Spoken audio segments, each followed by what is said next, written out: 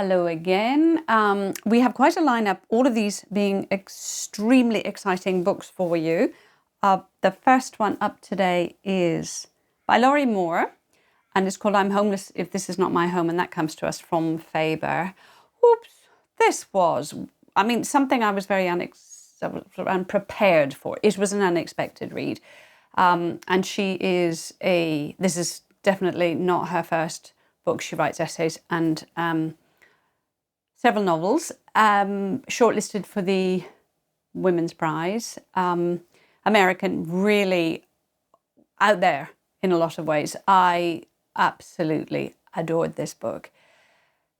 Probably I like more because at every level she nails it. This one is in a lot of ways quite visceral and sort of full of kind of puns, and it's kind of, I want to say it's a slimy read, and I don't know why I mean slimy, but when you read it, you'll know what I mean. She's not afraid of the body, and she's not afraid of the body in all its forms, even vaguely ill or decomposing. So if you're afraid of death, read it. You'll have a laugh. We have two timelines, and they seem to be sort of very tenuously linked, mostly through place. But this is what is being addressed. I think she's talking about place and time and connections. We have in one storyline, all right, my history has gone to pot, but the assassination of Lincoln. So we're talking about a boarding house where we have a very sort of in command of herself and in command of her words woman, Eliza, who runs the boarding house. And this is in an epistolary form. So she's writing letters to this sister, and she writes about a particular boarder called Jack. This is important. And Jack is a rogue, rapscallion actor, devilishly handsome, but he kind of, though he kind of is seducing her and she's sort of is aware of his charms, he really annoys the hell out of her at the same time. So there's this whole storyline going on. And then we have a modern day storyline. Two brothers. Finn is a teacher who has unusual ways of teaching his students and uses history lessons to teach them algebra because no one else in the school is able to deal with calculus, algebra, the basics that they need for life. And he also teaches them to question everything that they're told, even to the point of saying conspiracy theories might be a thing. So you can tell there's this kind of mental wildness, if you like. And he comes to visit his brother Finn, who's dying of cancer in hospital. And Finn is really only kept alive by watching a particular set of matches, sports on the television. While he's visiting this brother, a phone call comes from an erstwhile girlfriend who there's bad news. And she, as it turns out, how much can I give away? Has committed suicide, and he wants to go to the place which was not the right place. Again, place is so important, where she has been buried. And there is a resurrected form of her, and they go and she's a resurrected form. She's not a ghost, and she's not a zombie, but they go on a road trip so that he can finally get to bury her in the right place. And they come to this boarding house where he finds this book of these letters. It is all about everything but plot. I have told you the plot, I have no idea. But it's about the fun she has with words, but at the same time, it's all of this conversation around, I suppose, what the point to our existence is, what the point to love is, and who has the right to live, but I suppose where the boundaries are in everything. It was just mind-boggling. It's like a kaleidoscope of image, of impression.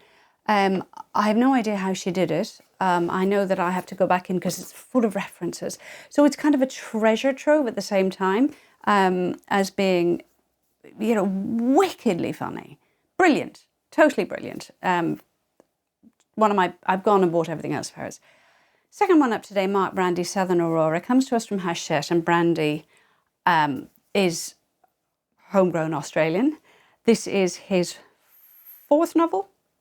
And if you know Brandi, you know that we're going to be entering into this territory of, can I breathe yet, please? Because he is exceptionally good at building a sort of nebulous, dark tension, and you don't know what, you don't know when the next thing is going to happen, because it doesn't follow strict thriller genre plotting. It's so human based that he can avoid that he doesn't need to employ too many devices to get you sitting on the edge of your seat. I'm not sure whether I am really going to classify this as a thriller, because it's a human interest. It's I suppose it is suspense. We have a young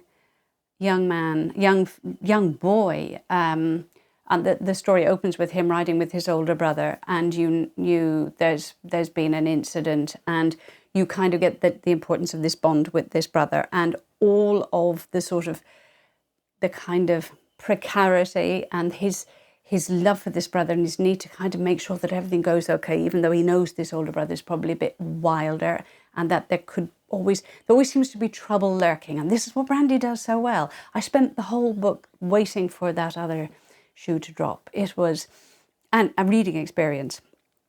That said, there's nothing, I don't want to give too much away. It's not that it's you're waiting for anything mind-blowingly horrific. It's that clever, subtle build of this poor kid is trying to hold everybody together. So he's got an alcoholic mum who loves her box of a casket of wine. And there's a stepdad who comes in and out and is, as it turns out, tries his best, but just unfortunately happens to lose his temper too often. And this results in domestic violence. Very little to the kids, but there's a younger brother, Sam, who has special needs. And you can feel our main little fella is desperately trying to take responsibility for everybody, even though, he's still in primary school. There are his friendships, the school go-kart race, and the class divide, because he lives in the poor area of town and gets into a go-kart team with a very, very rich fella who, via his best friend. And it's about when friends turn on you, or when they stay loyal, when they fess up to being unfair.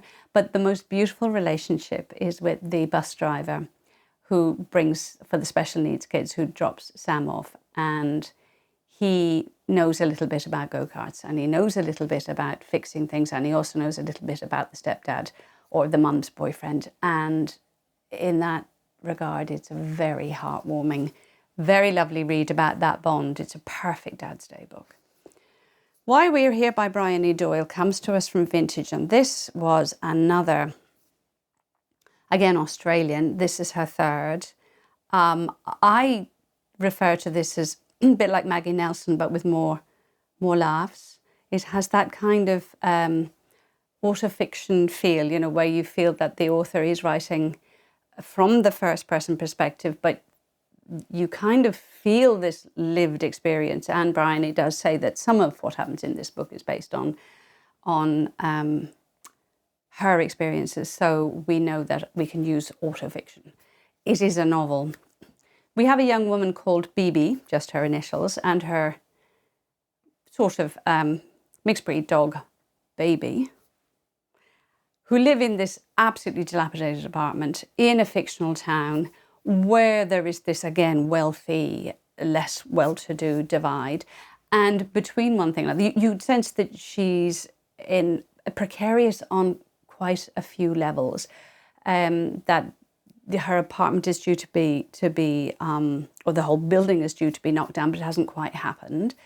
That even her work situation is hindered a little bit by the fact that she has written in that lockdown period, so everything is remote. And her sort of, what she's doing with herself is ill-defined. She teaches, but she was out walking one day and through a kind of miscommunication is taken as someone takes her to be a dog trainer. And that's just one of those conversations where that's not what she meant. And she said, oh, well, I'll go with this. And he's got this man who has struck up conversation has a troublesome Doberman that rushes the fence every time the golfers on the golf course play. And he's in this huge big house overlooking the golf course. It's all very swanky. So she goes off, reads some Cesar Millan training books, and is sort of all set up to do the dog training. This is a very dreamy sort of book, wanders into a very surreal territory with sort of the tannoy system coming from the local prison sends sort of messages from critical thinkers or philosophers that kind of waft in. Her dog Bibi telegraphs messages to her, and all the time Bibi is looking for this kind of the attachment points in life, be it a person, and she has different attachments and different affairs with two particular characters. One of whom is also, not able to get to her. But she's also recently lost her dad, recently lost her big love. And you feel this kind of disintegration a little bit, like the apartment. There's this kind of all falling down.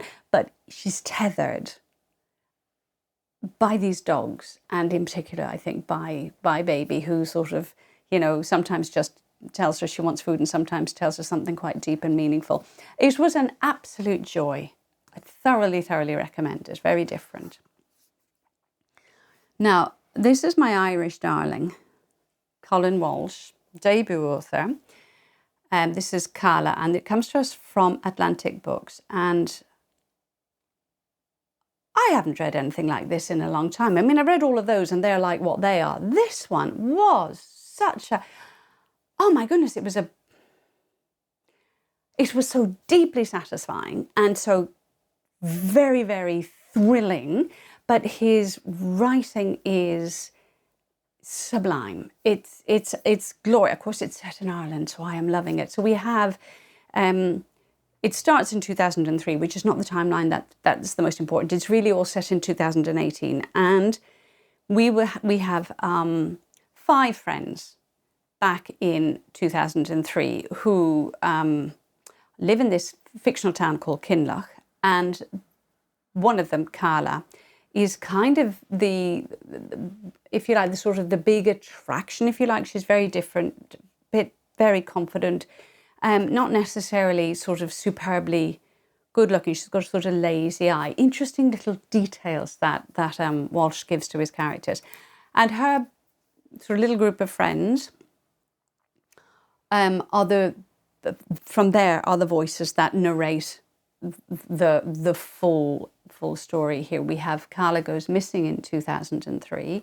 She's about 15, and then we move to when everybody is 30. The story is told from the viewpoint of Mush, who is one of the young men who seems to be sort of, he's a pacifier. He's absolutely divine. He has the most glorious voice that lives inside my head. Then, and Mush kind of has had a very serious accident. He's disfigured and doesn't really go out much, but he's desperately determined to be a good son to his mother. And they work in a cafe. She runs it, and he works in the cafe with her. And he's got, then on her side, there are nieces, and there are 2 young nieces who are, oh my goodness, they're full of energy and full of sass, and they're forever giving everybody grief, but he's really looking out for them and they look out for him too. Very lovely relationships here, and very strained relationships with everybody's families, because people seem to be interconnected or intermarried, and there's a lot of nasty stuff in there too. And then there's Joe Brennan, who gets out of Kinloch. One of those stories where you have that, we have to get out of the small Irish town because it'll destroy us and we won't become something. This Joe is the son of one of the police, I've forgotten his rank, but sergeant, quite high up. And he's forever been told he's a great lad and that that he'll become someone. His voice is, he's now come back from the States, and he is a big name. Everybody recognises him when he walks down the street, but you can sense that he's desperately falling apart, unhappy, alcoholic. And then there's Helen, who walks back into the picture, who's come back from Canada, where she has been a journalist. I mean, she ran away. They all ran away once Carla disappeared, apart from Mush, but he ran back inside himself. She went off to Canada. She does a little bit of journalism, social issues, and her coming back is quite fraught because she's a younger sister who she'd left behind, and that's kind of thing. There's friction there. There was Aidan, who you learn, who was the brother of the two twins that Mush adores, and he has come to, he doesn't feature, he's not a narrative voice. What I love about this, I could tell you the whole story, I'm not going to, is that the three voices that recount everything and then carry us through are just so different, so beautifully poised, that it makes this much more layered, and makes it, hugely successful in terms of its structure. You don't see it coming, really. You're not sure, because there is a kind of a narrative arc that's fairly sort of classic, but what he does within, she went missing. Oh, her bones do turn up, and then they all, they work it out, and from the different viewpoints, you're, oh my God, this person is here now, this person's there. It was just like, how did he do that? It's probably my best for the moment. These are all my best books, but it's my best Irish book, should we say that? And this is my best Australian book of the year for the moment, and I'm not sure anybody's going to be able to knock Anna Funder off her pedestal. Wifedom from Penguin, Hamish Hamilton, and it's Mrs. Orwell's Invisible Life. And I'm still walking around with Eileen O'Shaughnessy inside my head. So Eileen O'Shaughnessy married Eric Blair, aka George Orwell. And every biography that has ever been written about the man Orwell, all written by men except for one in 2020, omits Eileen O'Shaughnessy from anything that, from Orwell's life. And even Orwell himself sort of writes her out of everything that he did. So Funder is interested in this notion of the woman as helpmate or as being wifely. And in this particular time, so we're talking around the times of the Spanish Civil War, a woman's sort of, duty, if you like, might have been, it was all sort of sanctioned by the patriarchy. If you're a good wife, if you gave up everything, you looked after him, let him do his job, he brought home the bacon, and he had done his bit and she does all the rest. Funder is looking at, well, as a creative woman, and Eileen O'Shaughnessy was highly creative, highly intelligent. She'd got a scholarship to university. She was a creative writer. She was people who, this is what Funder has done. She has unearthed all of this material that bring this woman to life, and how she brings her to life is beyond description, because I really have to read the book. But she does find these 5 letters that Eileen O'Shaughnessy wrote to her friend Nora, and they're witty. They give also by what's not really said or what she chooses to say about her circumstances. There is all that unspokenness about Eileen Blair's life with George Orwell. And what a very unpleasant man he seems to have been. At least this is what comes out from those letters. The point of interest, there are so many points of interest, but what I love about this is its hybrid quality, in that we have obviously the great research, obviously the sort of, we know the historical facts of where Orwell was. What we don't know is all the historical facts about where she was. We know all the places where she wasn't written into things. But what I like is that from the springboard of those letters, Funder creates these moments of, in what state of mind was she when she wrote these, and what were the things that we know were going on?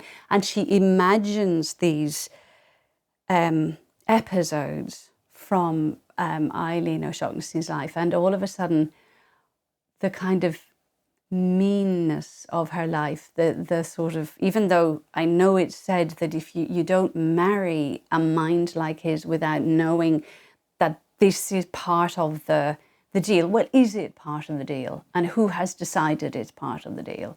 And did society let her do things any other way? I mean, she did go off to the Civil War and do amazing things, even to the extent of saving George Orwell's life. Not that that's recorded very well, it might be, but she brings this lively, sharp, trenchant, thinking woman to life with all her self-abnegation, all of the nastinesses that George Orwell did to her. And I think what I love about Funda's thing is that even at the end of this, she says, yes, I can hold these two things, that I still love his writing, and yet I can dislike the man intensely. It's a classic and is my best book of the year, and I don't think anything is going to knock it off its perch, but I am waiting to be proven wrong about that. That's it. That's one hell of a lineup. I will see you next time.